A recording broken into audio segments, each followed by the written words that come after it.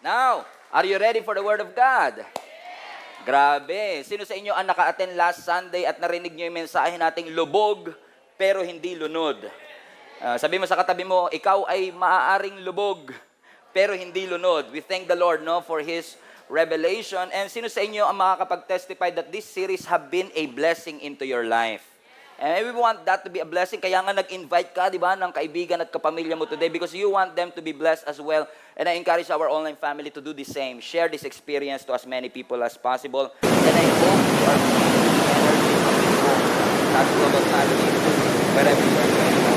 Let us open up our Bible to James chapter 1. Sabi ko lang ng James sa pagpala ng James. Alam niyo na kagad kung saan tayo pagpala. James chapter 1. Kasi hirap na hirap na sa buhay. Ito lang. James chapter 1, verse 2 to 4.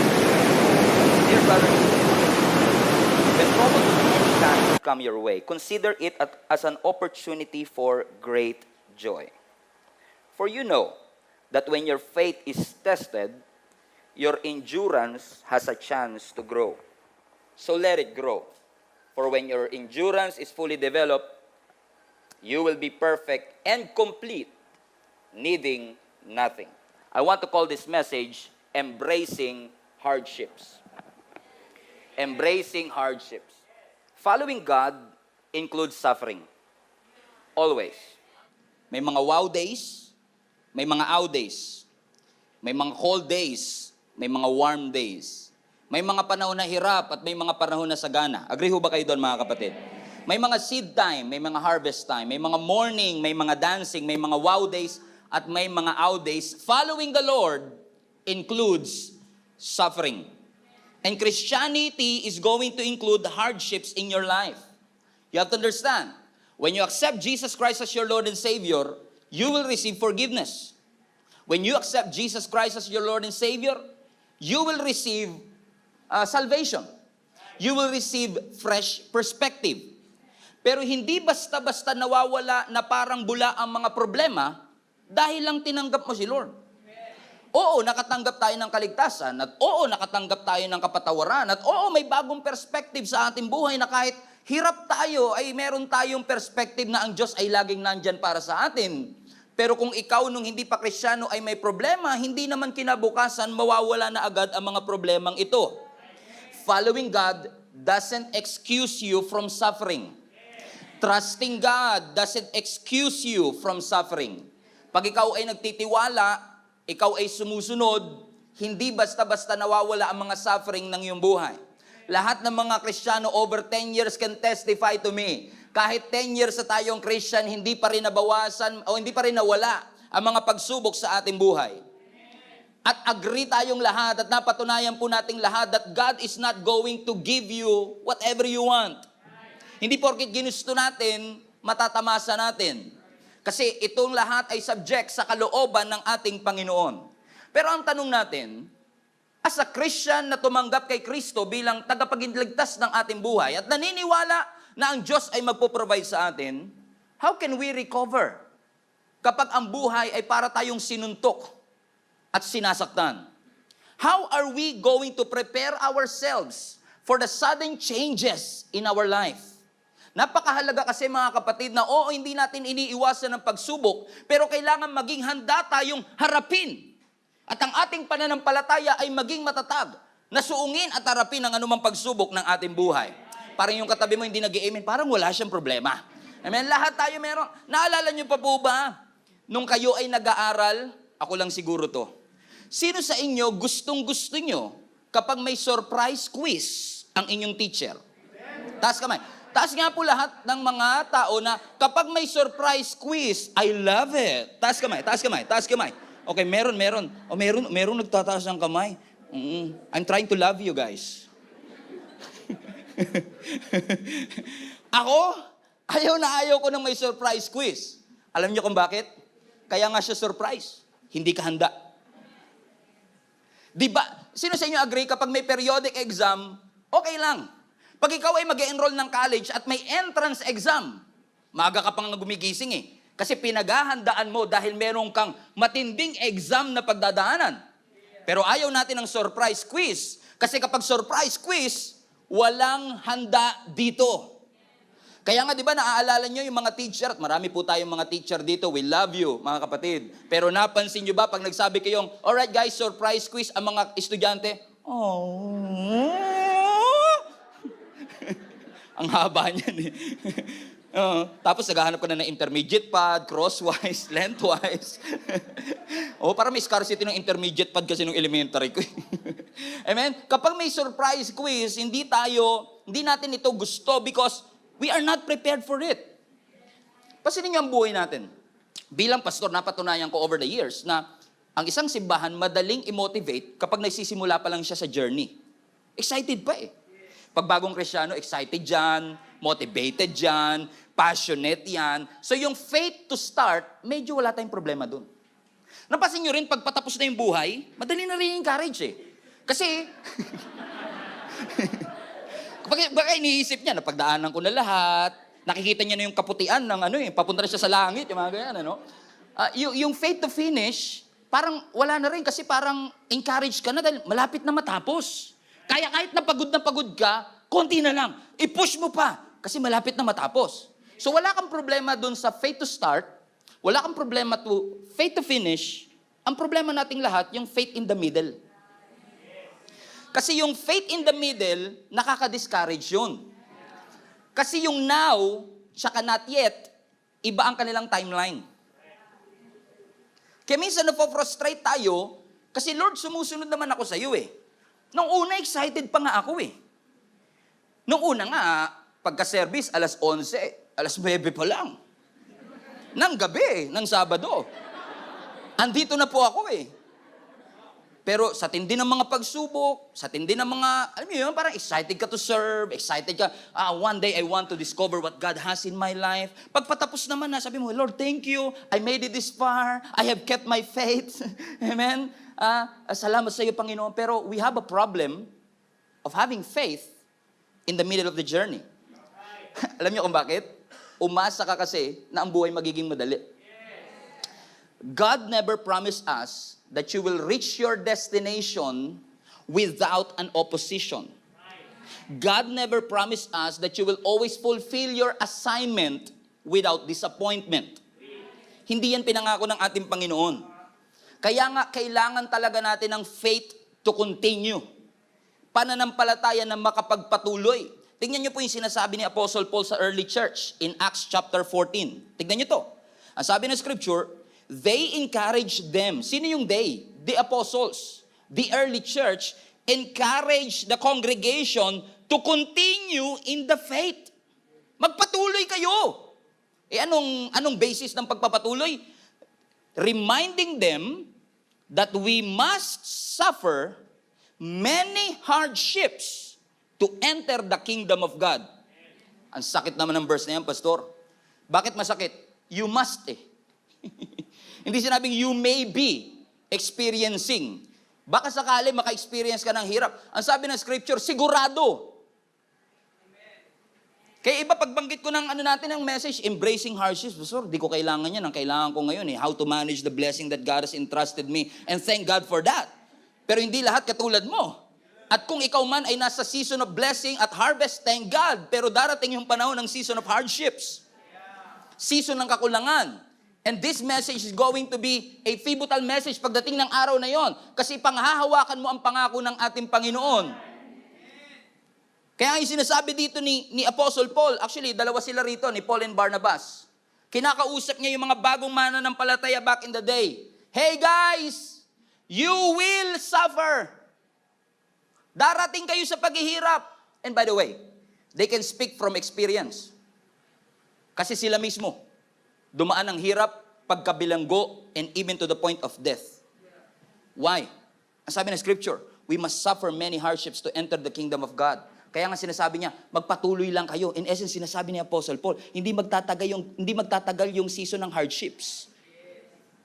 Kung susuko ka ngayon, kung magkukwit ka ngayon, ito na ending ng buhay mo.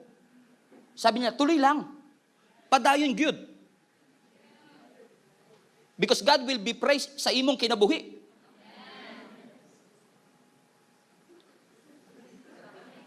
We're trying to learn Bisaya, you know. Amen? Why? Because God is with you. Ano ba ang gusto ng Lord mangyari sa atin? God wants you to be resilient. God wants you to be tough and responsible. God wants you to be flexible and strong. God wants you to pass the exam. Sabi mo sa katabi mo, gusto ng Lord pumasa ka. Hindi ka binibigyan ng Lord ng exam para pabagsakin. Binibigyan ka ng Lord ng exam kasi gusto niyang pumasa ka, makasurvive ka, lumakas ka, maging flexible and tough ka sa mga situation. Sa susunod na level ng iyong buhay. Paano mo nasabi, Pastor? Paano mo nasabi? Paano mo nasabi na gusto ng Lord talaga makapasa tayo? Alam niyo, mga kapatid, I can tell you this, with all confidence, sigurado ko, gusto ng Lord pumasa ka. Alam niyo kung bakit? Si Lord lang yata, yung kilala ko at least, di naman, that's too much, pero just, intindihin nyo na lang. Si Lord kasi, nung nagbigay ng exam, binigay na rin yung sagot. O kaya gusto niyang pumasa ka. Sa lahat ng kumuha ng driver's license, naalala niyo po yon? May exam tayo, tas yung sagot nandun na sa room. Hindi nyo alam yun kasi nagpalakad kayo ng lisensya nyo.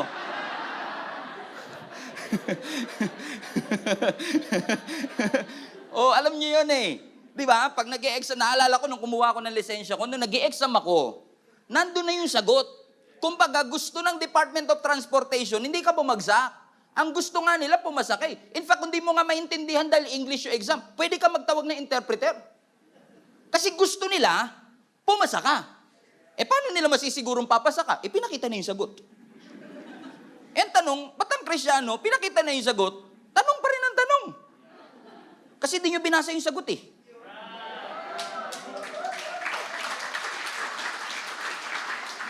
Asan ang sagot? Kay pastor. Asan ang sagot? Kay small group leader. Makakatulong sila. Yung nga problema ko, pastor eh. Nagbasa ako, di ko narinig si Lord. Tahimik ang Diyos. Pero sino sa inyo naniniwala, mga kapatid, even God's silence is His answer. Kahit yung katahimikan niya, sagot ng Lord yun. Hindi porket tumahimik ang Lord, hindi siya sumasagot sa atin. Alam na alam niya ng mga may asawa. Okay ka lang ba? Ay, hindi porket hindi sumagot, walang sagot. Tingnan mo, ayaw mo talagang tumingin eh, kasi binabatukan ka na asawa mo. Tingin ka, eme ka dyan, sinasabi ni pastor. Amen? Sometimes, God's silence is His answer. Amen. Sabi mo sa katabi mo, ang katahimikan ng Lord, yun din ang kanyang kasagutan. Kapag alam mo na ang Diyos sa sobrang pagmamahal niya sa iyo,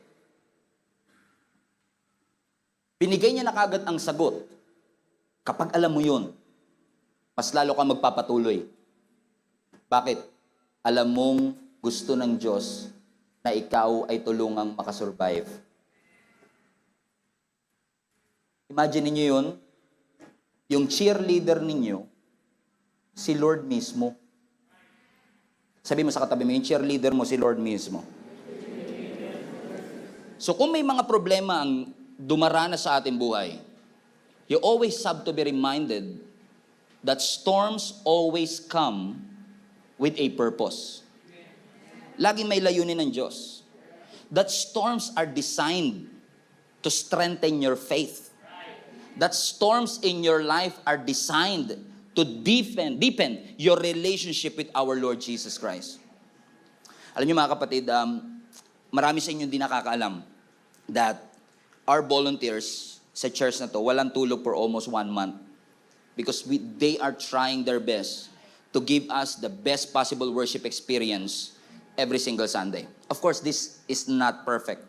But our volunteers are trying and leaders are trying their best to give the best and the excellent praise and worship experience so that hindi ito makahadlang para makakonek ka sa ating Panginoon. And sometimes, it has been in a conversation na bakit pa nating papahirapan yung sarili natin kung kaya naman yung ganito? Bakit pa natin kailangang lagay ng ganitong element kung pwede namang wala ng ganun? Ba't pa kailangan natin mag-Bible reading ng Bisaya kung pwede naman Tagalog? And I always tell them that we are doing this Because we want ourselves to be stretched beyond our capability. Ma-push tayo to our own limits. And I believe that God wants the same thing to you. If God wants you to be strong, dadalhin ka talaga ng Lord sa parte ng buhay mo that you will be stretched. Hatakin nyo nga po yung inyong katabi. Hatakin nyo siya. Kahit pagkilala nyo lang. Hatakin nyo siya. O, di ba masakit? Amen? Kasi hindi ka sanay sa ganun.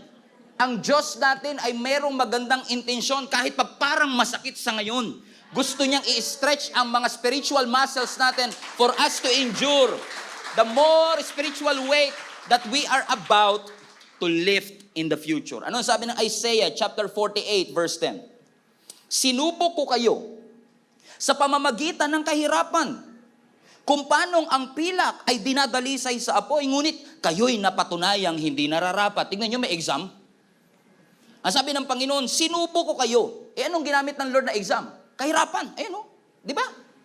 Kung paanong yung pilak at ginto ay dinadaan sa apoy, sa hirap, minamaximize, pinupush sa limit, kayo din ay dinaan sa apoy. Yung nga lang, hindi kayo pumasa. Yung sinasabi ni Lord through Prophet Isaiah sa mga Israelites at that time.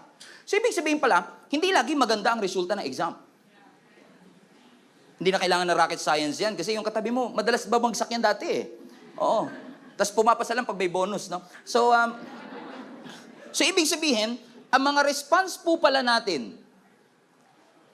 sa mga hardship ng ating buhay can either develop or destroy ourselves. So, kapag nakakaranas tayo ng hell on earth, nakakatulong ba yan to develop you or to destroy you? Kung may problema sa inyong marriage, kung merong problema sa business at gusto mo nang mag-quit, kung ayaw mo nang mag-aral at ayaw mo nang ipagpatuloy ang iyong career, ibig sabihin, kapag may mga pagsubok pala, it's either, the way we respond to it, it's either will help you be developed or be destroyed by it. Do you understand, mga kapatid? Amen. Ang mga pagsubok, mahirap minsan talaga magtiwala sa Panginoon kasi si Lord minsan hindi klaro. Hindi detalyado. Pero tatandaan ninyo mga kapatid that faith will not be necessary anymore if everything is clear and detailed. I said it again. Faith is no more required if everything is clear and detailed. Minsan talaga hindi klaro. Minsan talaga hindi detalyado. Kaya nga sabi ng Lord, walk by faith. Kasi faith will always see the possibility, not the problem. So when God is asking you to trust Him, some people will be developed by the storm, some people will be destroyed by the storm. Yung Isaiah na binasa natin, ang Israelites ay nasa darkest moment of their nation's history. And another one in Habakkuk chapter 3. Kasi again, ang mga Israelites ay nasa madilim na tagpo ng kanilang history at di nila alam at di nila makita, may magandang future pa ba dyan? Makakaon pa ba kami? Gagaling pa ba kami? Magkakasundo pa ba ang aking mga magulang? Magkakaayos pa ba kaming mag-asawa? Sometimes hindi natin makita, no? Kasi pag tinitignan natin ang present, parang wala ng pag-asa. Pero kaya kailangan ng pananampalataya. Tingnan niyo yung sinasabi ng Habakkuk chapter 3, mga kapatid, verse 17. Bagamat hindi namumunga ang puno ng igos, fig tree. Hindi rin namumunga ang mga ubas. Kahit na maantala ang pamumunga ng olibo, walang aanihin sa bukirin. Translation, pag dumating ang taggutom. Kahit mamatay ang lahat ng mga tupa at mawala ang mga baka sa kulungan. Grabe naman yan. Naubos na lahat. Lahat na ng hirap, wala. Walang bunga yung puno. Walang produce yung kanilang cattle, walang produce yung kanilang mga baka. Anong response pag may ganitong sitwasyon? Madalas, magreklamo. Tingnan niyo ang response si Prophet Habakkuk, verse 18. Magagalak pa rin ako at magsasaya dahil si Yahweh ang Diyos na magliligtas sa akin. Magliligtas, hindi pa niligtas ha, magliligtas. Meron siyang hope. In the future, na kahit wala akong makitang produce, walang bunga, ang mga halamang inaasahan kong magpapakain sa akin ay walang bunga. At ang mga hayop na supposedly pwede namin kainin kasi yung iba, vegetarian kami, hindi, carnitarian, di ba? Pero, at kahit minsan, kami ay dietarian. Diet lang, wala makain. Magagalak pa rin ako. At magsasaya. Bakit? Dahil alam kong ang Diyos ang magliligtas sa akin. Kaya pala sabi ni Apostle Paul, consider it pure joy. When you experience various trouble, yung binasa natin kanina. Bakit? Pag may pagsubok, bakit kailangan maging maligaya? Kasi alam natin, hindi man natin kontrolado kung may bunga ang halaman o may mga cattle na mapoproduce. Pero ang alam lang natin, kontrolado ng Diyos ang lahat ng bagay. You cannot control your season. And one of the hardest things to do when you're preaching to so many people is that you cannot assume that everyone is going through the same thing. Hindi talaga eh. Yung iba dumadaan sa pagsubok, yung iba dumadaan sa blessing. Yung iba pumupunta rito kasi may prayer request, yung iba pumupunta rito kasi gusto magpasalamat. Yung iba naman birthday lang kasi. Huwag niyo husgahan, kayo naman. At napatunayan ko po, I've been living in this world long enough to prove, mga kapatid, na hindi season na mag-a-adjust sa atin. Kaya huwag kang magsasando pag winter. Huwag kang magja-jacket pag summer. Kapag nagsando ka at may winter, hindi mo pwedeng utusan ang winter. Uy, nakasando ako, di nyo ba nakita, Lord? Mag-adjust kayo. O kaya naman, summer na summer, jacket ka, 3 layers. Lord, init na po ako. Oh. Ang sabi ng Lord, mag-adjust ka kasi sa season. Kaya ka nagre-reklamong nahihirapan ka kasi yung suot mo hindi bagay sa season. So what am I saying, mga kapatid? You cannot control your season, but seasons are controlled by God. Yun yung assurance mo na lang. Na kahit na parang hirap ako ngayon, ang alam ko lang, ang lahat ng season, kontrolado ng Diyos. At kung season lang to, lahat ng season nagtatapos. Kahit gaano kalakas ang bagyo, ilang araw lang aalis siya. Minsan makikikain, pero aalis din. Amen? Hindi siya permanente. Ibig sabihin, whatever you're going through, it will not last. So always remember that God is in control. Walang permanenteng lindol, walang permanenteng bagyo, walang permanenteng tsunami. Okay.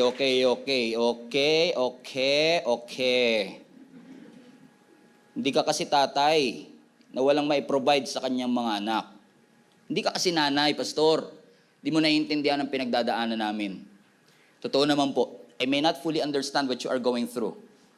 But I'm sharing you a principle. Ang susi para tayo makasurvive sa next season, ma-outlast mo yung season na to.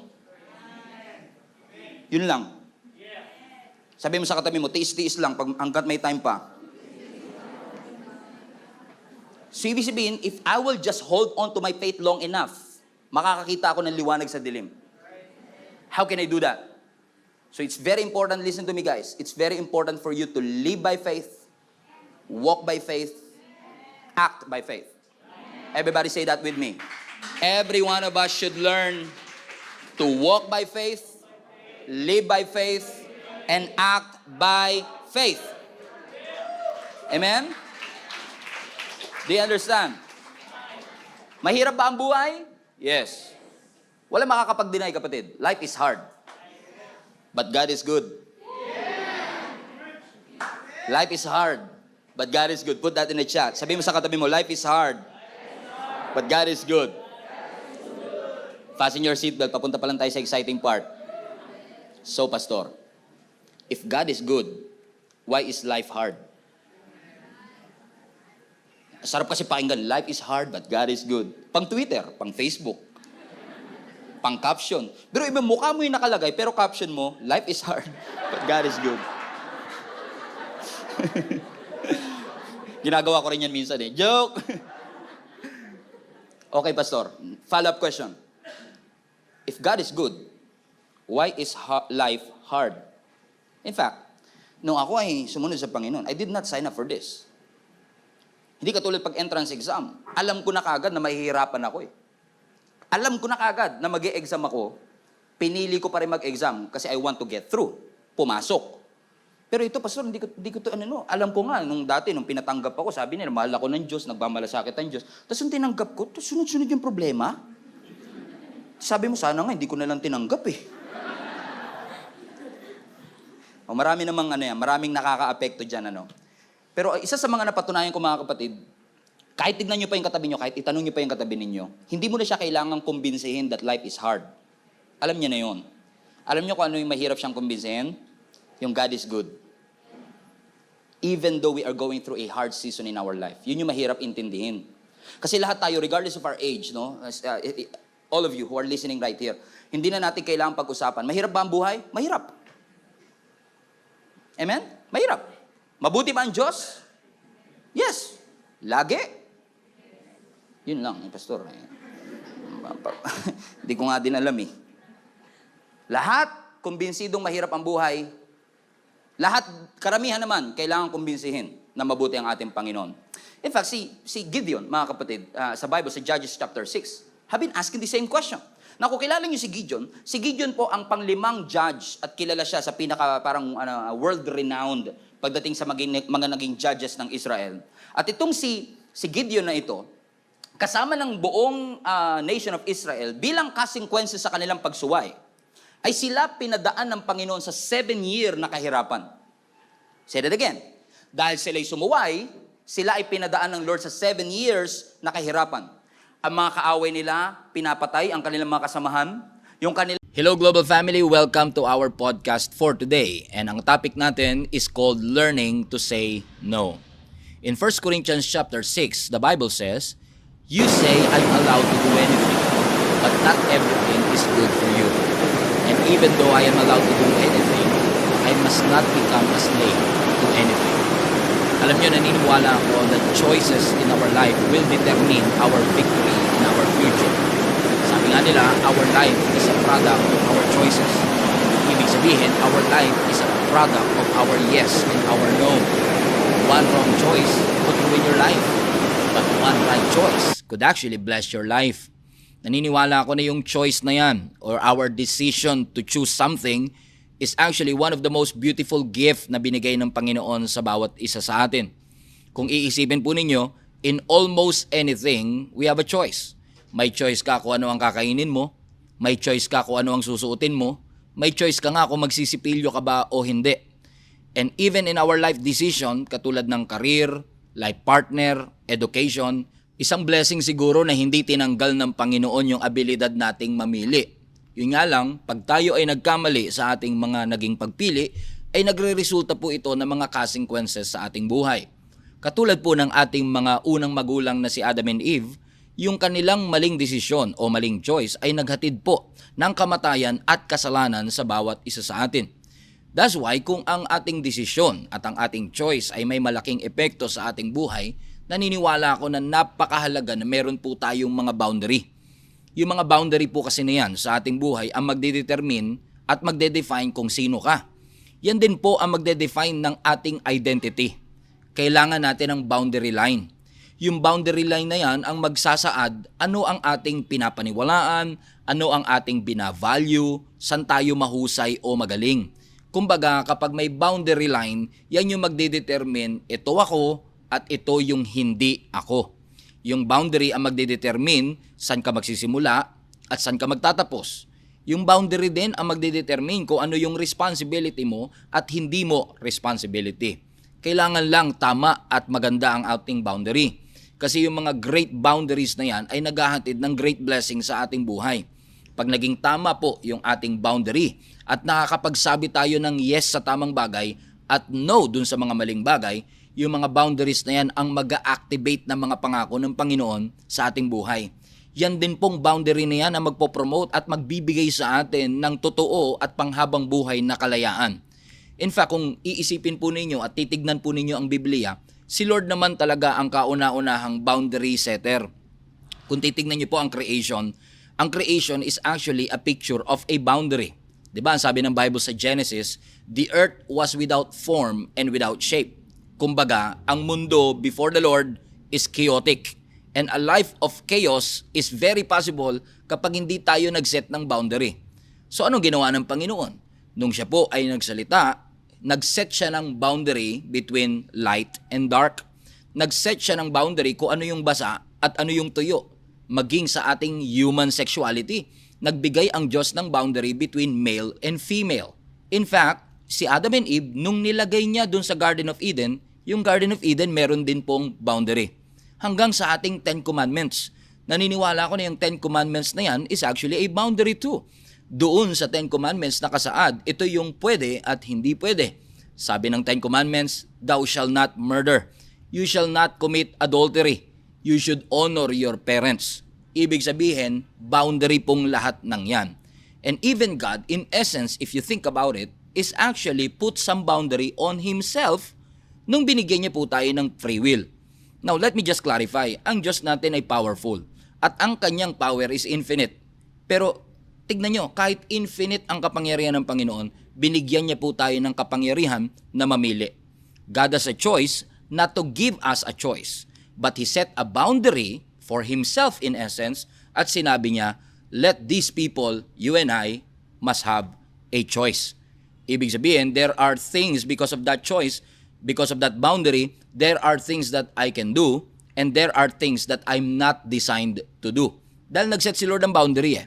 Kumbaga, meron ka mang kakayanang mag-cheat, may kakayanan ka mang mandaya, pero hindi mo yun gagawin kasi nag-set ng boundary ang Lord kung ano yung pwede at ano yung mga bagay na designed for us to do.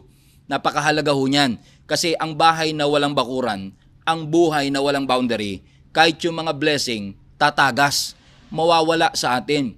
Kumbaga, yung boundary, hindi niya lang wini-withhold ang intruder, hindi niya lang pinipigilan ang curse, kundi pinipigilan din niyang lumabas yung mga pagpapala sa ating buhay. For example, in creation pa rin, nung nilikha ng Diyos ang Garden of Eden at nilikha ng Diyos ang tao, isang instruction na napakahalaga ang binitawan po ng Diyos sa Genesis chapter 2 verse 16 to 17. Ang sabi niya, the Lord commanded the man. Ang sabi ni Lord, you are free to eat from any tree in the garden, but you must not eat from the tree, boundary. You must not eat from the tree of the knowledge of good and evil. For when you eat from this, kung kakainin nyo itong ipinagbabawal, you will certainly die. Now notice nag-set ang Lord ng boundary. Pwede nyong kainin ng lahat, pero wag lang ito. Notice na hindi sinabi ng Lord na kapag ginawa nyo ito, ako ang papatay sa inyo. No, ang sabi ng Scripture, yung pagkain nyo nito, yung paglagpas ninyo sa boundary, yun ang papatay sa inyo spiritually. Ibig sabihin, yung boundary na yan na sinasabi ng Lord na huwag niyong kakainin is actually a protection kay Adam and Eve against death. Yun nga lang, we don't usually see it that way. Madalas kapag may mga boundary sa buhay natin, akala lagi natin, parang may wini-withhold o may mga bagay na ayaw iparanas ang Panginoon sa atin. Naalala ko, 5 years ago, nung tayo po ay dumaan sa isang pandemya. Siguro, pag pinapanood nyo ito 10 years ago, medyo matagal na sigurong panahon yun.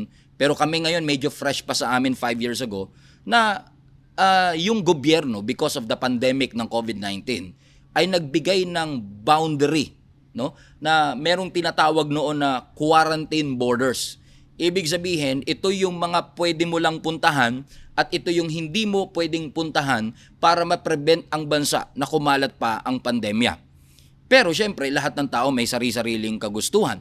At hindi mo pwedeng sabihin ay hindi po pwede na yung gusto ko ay maapektuhan ng gusto ng gobyerno. Bakit ako ikukulong ng gobyerno rito?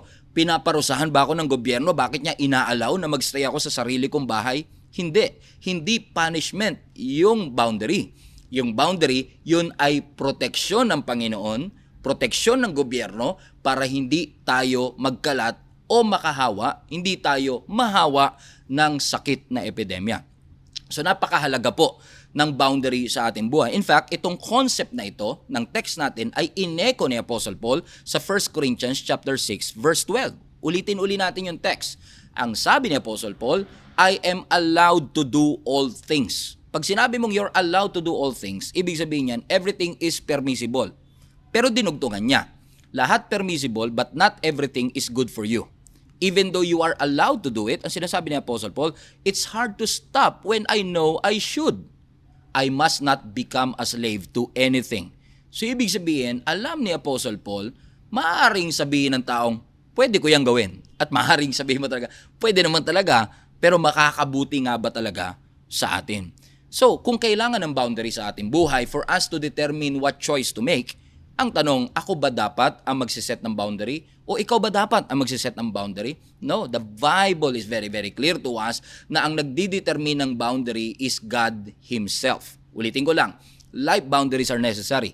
Importanteng may mga boundary tayo kasi yung mga choices natin ay may potential na maghatid ng kaligayahan o kalungkutan sa ating mga buhay.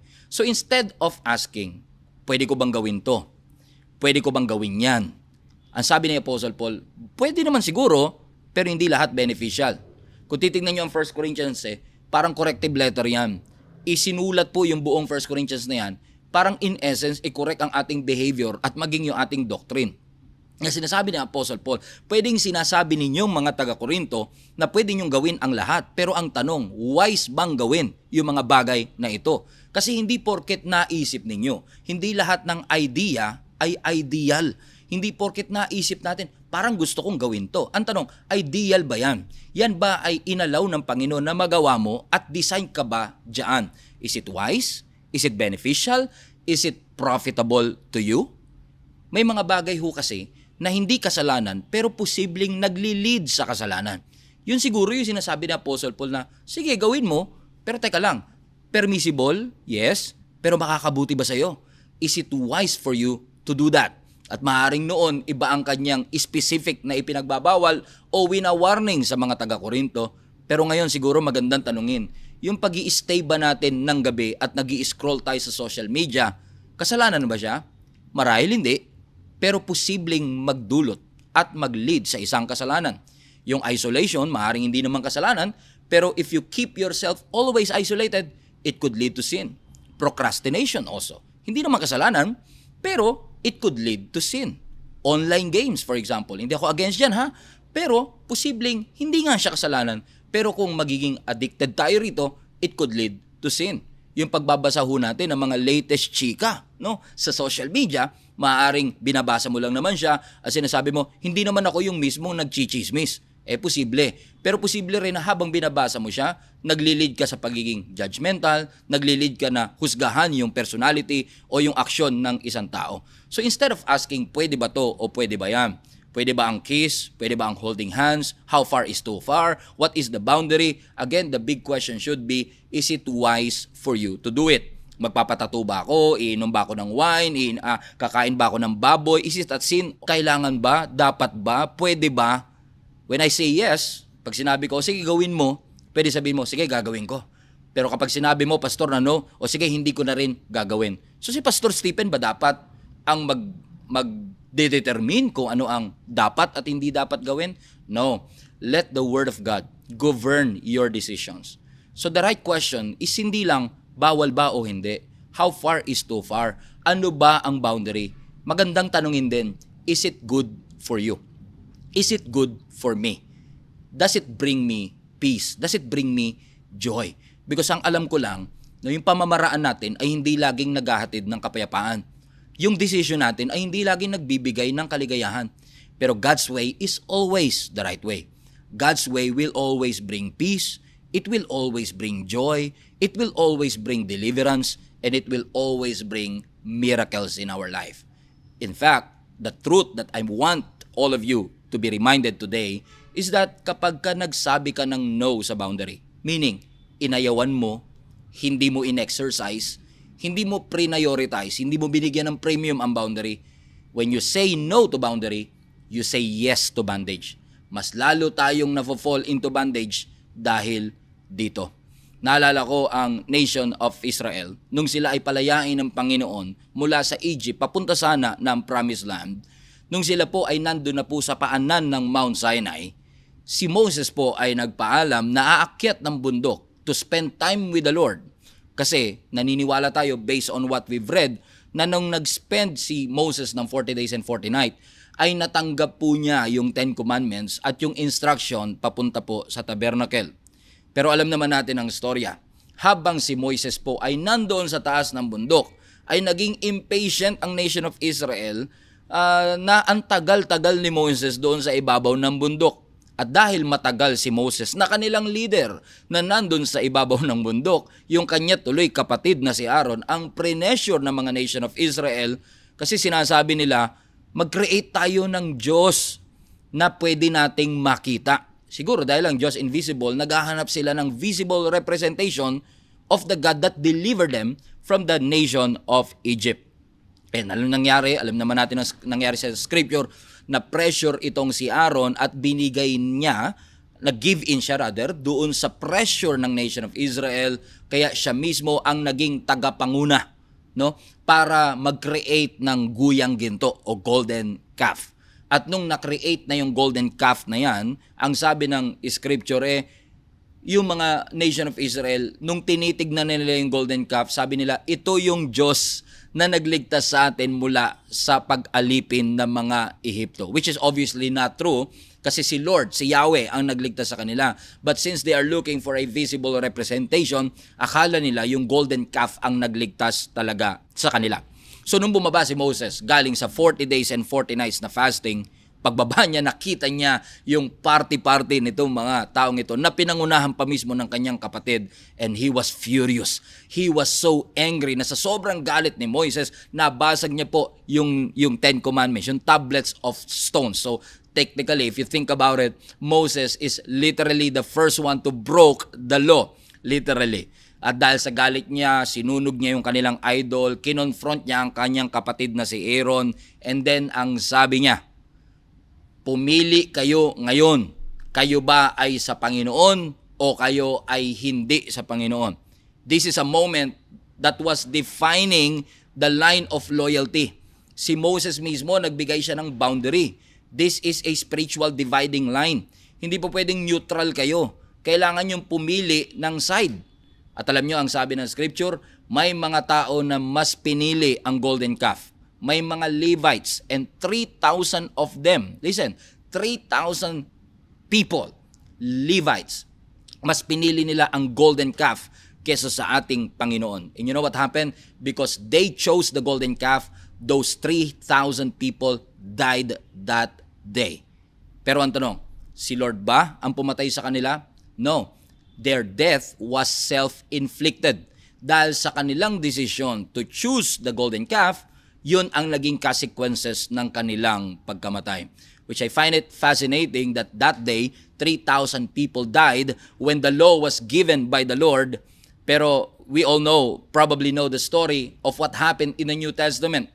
No, ang ating Panginoon ay muling nabuhay, and Peter, preached the very first preaching. You remember that?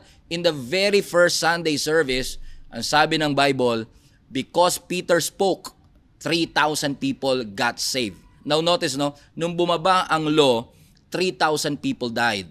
Pero nung bumaba ang Holy Spirit, doon sa pamamagitan ng preaching ni Peter, 3,000 people got saved.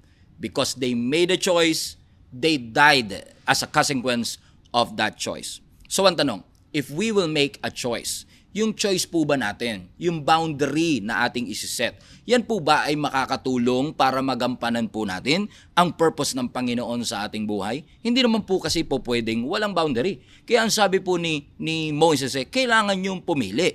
Kayo ba ay sa Diyos o kayo ay dito sa guyang ginto? Kasi alam niyo po, yung buhay na walang boundary, para kanyang tumalon at nag-skydiving na wala kang parachute.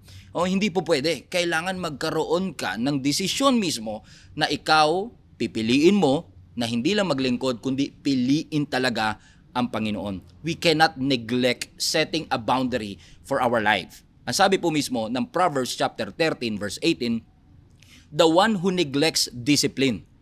Kumaga kung wala kang disiplina, kung wala kang pipiliing boundary, you will end up in poverty and you will end up in shame. So let me ask you again a question. Tayo po ba ay magsiset ng boundary to choose the right thing? How? Let the Word of God govern your choice. Let the Word of God govern your decision. Maging sa mga taong sasamahan mo, papanoorin mo, papakinggan mo, kailangan maging mapili po tayo dito. Make boundaries about your association. Hindi po kasi ako ang makakapili kung sino yung inner circle na makakabuti para sa iyo. So let me ask you a question. Friendly advice lang naman. Sino ang mga counselor sa iyong buhay? Sino-sino ang mga inner circle ng buhay mo? Sino yung mga taong tinatanong mo kung kamusta ka na at nagtatanong sa'yo, kamusta ka na? Kamusta devotion mo? Mga taong magsasabing hindi na tama yan. Are you surrounded with people that will help you discover and will help you find your purpose? Pastor, pinapasaya niya ako posible naman talagang masaya kayo. Pero ang tanong, tinutulungan ka ba niya sa purpose mo? Kasi hindi naman tayo papayag na para lang tayong naglalaro sa theme park, sumasakay tayo sa Ferris wheel, masaya tayo pero wala tayong napuntahan. Tumatakbo sa treadmill, napagod pero wala kayong napuntahan. We must set a boundary. Kasi ang tunay na taong nakakaranas ng kapayapaan at kalayaan, yun yung mga taong may magandang boundary sa kanilang buhay. In fact, parang kung iisipin mo, teka lang, kalayaan pero may boundary? Parang ang gulo tignan, ang gulo pakinggan. Pero sa totoo lang po, yung tunay na kalayaan, yan yung dapat nagbibigay sa'yo ng abilidad para magsabi ng no. Kasi kung hindi mo kaya magsabi ng no, hindi ka talaga malaya. 'Di ba? If you cannot say no, alipin ka. 'Di ba? So, kailangan kahit malaya ka, may kalayaan ka ding magsabi ng no. Hindi ka lang yes ng yes sa lahat ng bagay. At kapag marunong ka magsabi ng no, nagde-define ka ng boundary sa iyong buhay. Alam niyo mga Christians, unfortunately, especially tayo mga Kristiyano, we struggle with boundaries in our lives. In fact, pakiramdam ko meron tayong mga boundary issue. Pakiramdam ko meron tayong mga boundary problems. At kung iisipin ninyo, I don't want to sound judgmental, pero kung iisipin ninyo, buti pa nga yung bakuran may boundary. Pero minsan ang buhay natin wala. No? Buti pa nga yung kamay natin. Minsan hugas tayo ng hugas, nilalagyan pa natin yan ng sanitizer, pero posibleng ang puso natin ang gigitata na kasi hindi natin hinahayaan na ang Diyos ang magbigay sa atin ng maganda. Kumbaga parang iset natin yung boundary para ang Diyos makagawa talaga sa ating buhay. Gusto kong i-encourage kayo, don't just make a decision. Make a quality decision. Kung ang ating Panginoong Yesus mismo ay marunong magsabi ng no sa abuse, sa injustice, sabi niya, no sa entitlement, no sa pride, no sa manipulation. We must also, as a Christian, as a sons and daughters of God, we must learn to say no. Ang mga routine natin na pangit, ang mga patterns natin na pangit, alam niyo po, kaya nag-i-exist madalas yan, is because we don't set boundaries for ourselves. And because we don't set boundaries for ourselves, we became trapped, dun sa ating vicious and unproductive cycle. We must set a boundary. Maging sa oras natin, you must set a boundary for work, for your family, set boundaries on your thoughts, sa katawan mo, sa relationship in your life, At kapag nag-set ka ng boundary, syempre, matututo ka talagang magsabi ng no sa maraming bagay at magno-no ka sa ibang tao. Pero minsan, pag nagsiset ka ng boundary, may mga taong hindi magugustuhan yung boundary mo, may mga taong i-judge yung boundary mo, may mga taong magiging critical because of your boundary, pero your purpose is accomplished outside your comfort zone. Kung hindi mo gagawin itong bagay na ito early on in your life, posible itong magdulot ng mas malaking problema in the future. I know, mahirap mag-set ng boundary. May mga pinapagawa ang Diyos sa iyo na hindi mo gusto. May mga pagtawag ang Diyos sa atin na parang pakiramdam mo unrealistic. Tatawagin kanyang mag-preach pero bulol ka. Tatawagin kanyang mag-lead pero mahiyain ka. Parang, Lord, unrealistic po yata yon. At minsan uutusan ka ng Panginoon na gawin ang isang bagay na pakiramdam mo imposibleng gawin. Your flesh will try to tell you, you cannot do it. But, kahit hindi mo gustong gawin, kahit unrealistic, kahit pakiramdam mo hindi mo kaya, napansin nyo ba that there is something inside of you that will enable you to do these things? Bakit? Yun ang design talaga ng Panginoon sa iyo. So, ibig ko sabihin, hindi lahat ng gusto at ibig ng iyong puso, yun ang iyong gagawin. Hindi lahat ng gustong sundin ng iyong puso, susundin mo. You don't have to say yes to every opportunity. We must learn to say no. Learn to say no. Marami pong salamat for today and I hope na marami po kayong napulot. Please do not forget to like, share, and subscribe. Marami pong salamat. See you again in the next podcast.